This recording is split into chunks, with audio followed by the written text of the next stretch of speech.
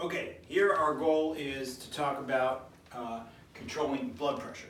Goal blood pressure is your top number being under 130. Now there's a lot of controversy or a lot of confusion about that. Established guidelines say your top number should be under 120 and say your bottom number should be under 80. The largest evidence that I could find and the most convincing on all-cause mortality just focuses on the top number and uses the threshold of 130 as the point where there's no elevated risk. Above 130, there's elevated risk. So the goal is to get the top number consistently under 130. The way to do this is, first of all, to get 7 hours of consistent sleep.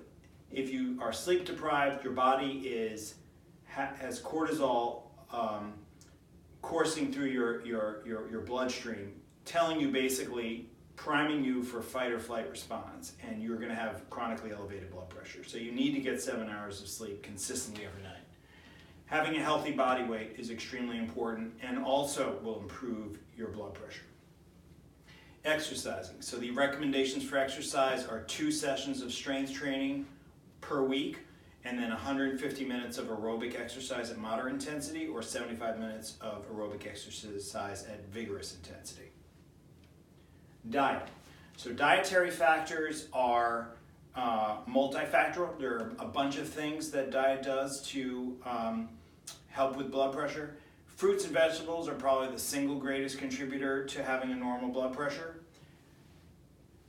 So the 5 servings of fruits and vegetables per day is an important recommendation to meet, but I recommend not just focusing on that, making all of the diet changes recommended in Health Score. Alcohol intake. Alcohol intake for the patients I see is probably, and sleep deprivation, are probably the 2 most common contributors to elevated blood pressure. You want to limit your alcohol to not more than 7 servings per week.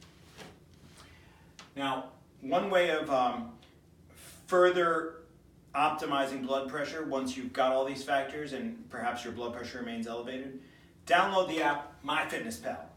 Just one day. I'm just asking you this for one day. Enter all the food you eat. Now, what might happen is you start entering the food you eat and you can't even enter it because it's like something you got prepared for at a restaurant or at your work.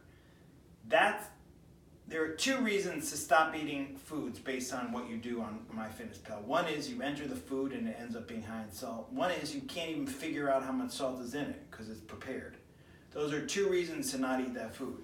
You should be able to determine the sodium in the food you eat, either because you prepared it or because they're willing to share the sodium content.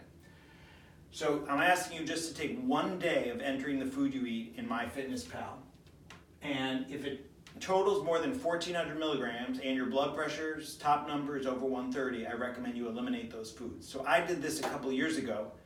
I was having soy sauce, just 1 tablespoon per day, and I saw that my sodium was way over 1,400. So just the process of going through one day of your diet and seeing what the sodium is, or seeing if the sodium is a mystery, is very helpful for lowering your sodium intake. The goal when you have high blood pressure is not more than 1,400 milligrams per day.